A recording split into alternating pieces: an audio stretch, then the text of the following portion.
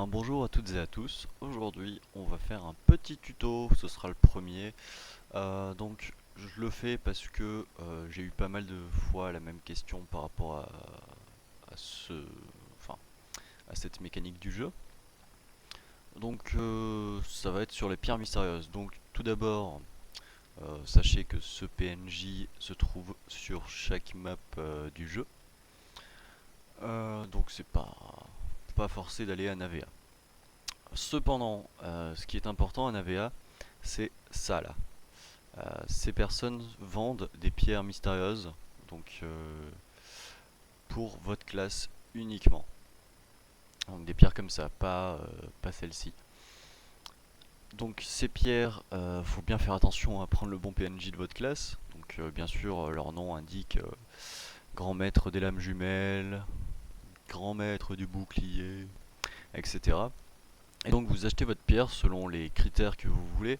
Par exemple, une certaine pourra augmenter vos dégâts avec un certain skill, mais celle d'après fera des dégâts avec le même skill mais un petit peu moins, mais ça rajoutera un cooldown réduit.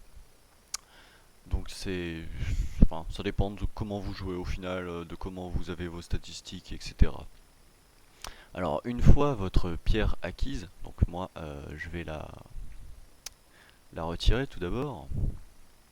Oui. Donc voilà, vous avez votre pierre, vous la mettez donc ici, tout simplement, et c'est ici que vous allez mettre ça.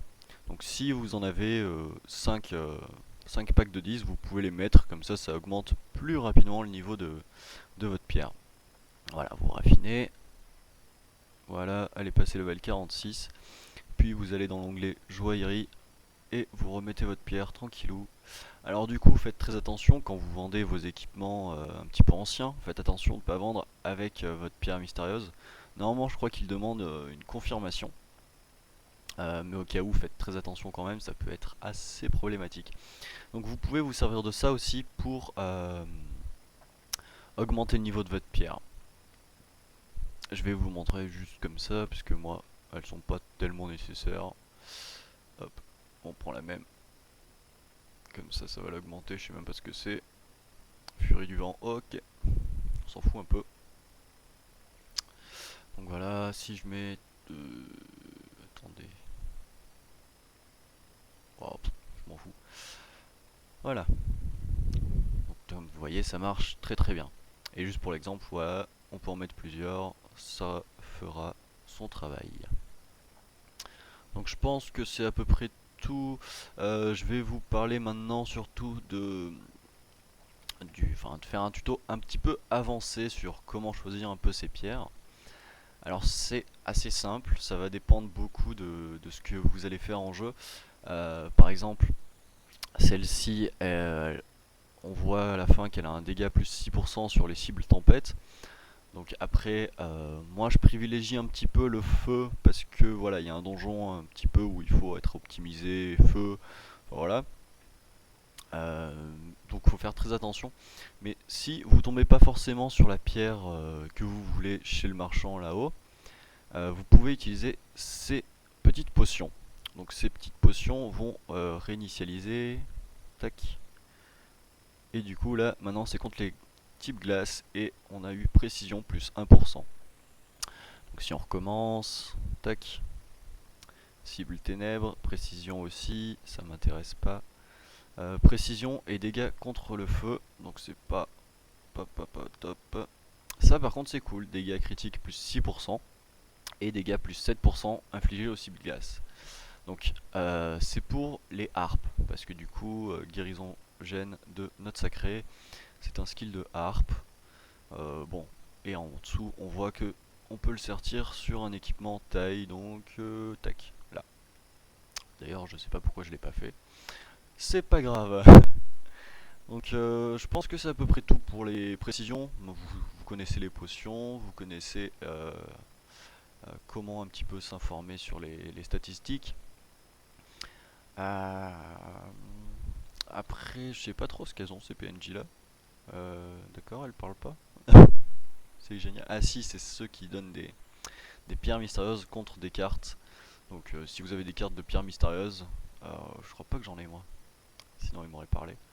J'en ai une sur un autre perso, mais on verra ça plus tard, à moins que c'était non, ça c'est des marchands de cartes pour autre chose encore.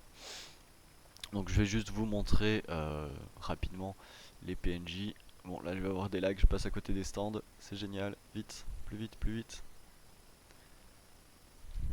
Au moins la vidéo ne durera pas trop longtemps. Le tuto est complet, hein. S'il y a besoin de précision, je peux les rajouter dans la notation, c'est pas gênant. Donc je vais pas prendre bouclier, je vais prendre, allez, grimoire, allez. Donc vous allez ici, juste celui-là, l'icône est bleue, donc c'est facile.